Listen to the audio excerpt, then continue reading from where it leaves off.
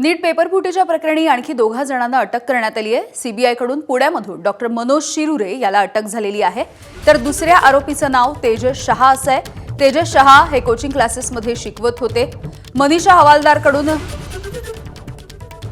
एका विद्यार्थ्यानं हा पेपर विकत घेतला होता। नीट पेपर फुटीच्या प्रकरणामध्ये आतापर्यंत 13 जणांना अटक करण्यात आलेली आहे।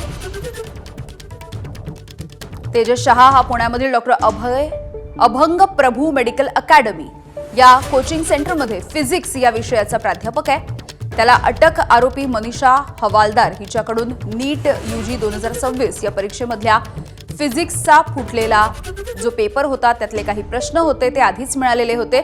दरम्यान डॉक्टर अभंग प्रभू मेडिकल अकॅडमी या कोचिंग सेंटरमधून तेजस शहा याच्या केबिनमधला आढावा घेतलेला आहे आमचे प्रतिनिधी मिकी घई यांनी। Tejas Shah BE electronics chief operating officer हे त्यांचं केबिन आहे। या केबिनची देखील पूर्ण तपासणी अर्थात पाहणी सीबीआयच्या ऑफिसर्सने या ठिकाणी केलेली आहे। जर आतमध्ये आपण बघितलं तर काही हार्ड डिस्क या ठिकाणी आहेत, त्यांचं लॅपटॉप आहे, इतर गोष्टी देखील आपल्याला मोबाईल्स या ठिकाणी दिसत आहेत, मोबाईलचे कव्हर्स या ठिकाणी आहेत।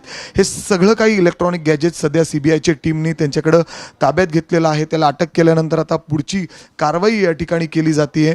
जे पुण्यातून गेले काही दिवसा अगोदर अटक करण्यात आलेली होती मनीषा हवालदार जे एक प्रिन्सिपल आहेत, त्यांच्या तेजस शहा हा संपर्कात होता।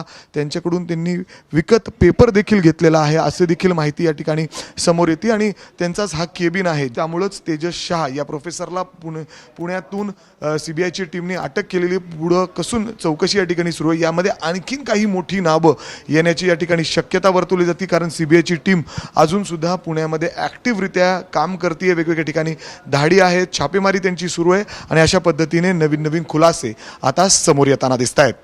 कॅमेरामॅन राजेश बिडकरसह मी मिकी घई, एबीपी माझा, पुणे।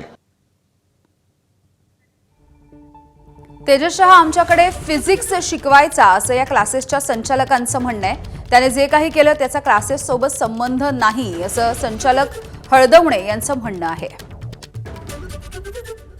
फिजिक्सच्या काही एक्सपर्ट मॅडम होत्या, ओके, त्याला ते डाऊट्स क्लिअर करायचे होते की हे टॉपिक्स नीटमध्ये ह्याच्यावर प्रश्न येणार, कारण जेई मध्ये येतात पण ते सिलेबसमध्ये तो चॅप्टर नाही। एवढाच एक्सपर्ट गायडन्स हवा होता, ह्याच्या बियॉन्ड काहीही नाही। आणि तो जो चॅट होता तो त्याच्या मोबाईलमध्ये सापडला, एवढाच एक एव्हिडन्स आहे। आणि त्याच्यासाठी त्याला बिकॉज शी इज अक्युज्ड त्याला अरेस्ट केला आणि त्याच्या पुढे सगळं सबज्युडिस आहे।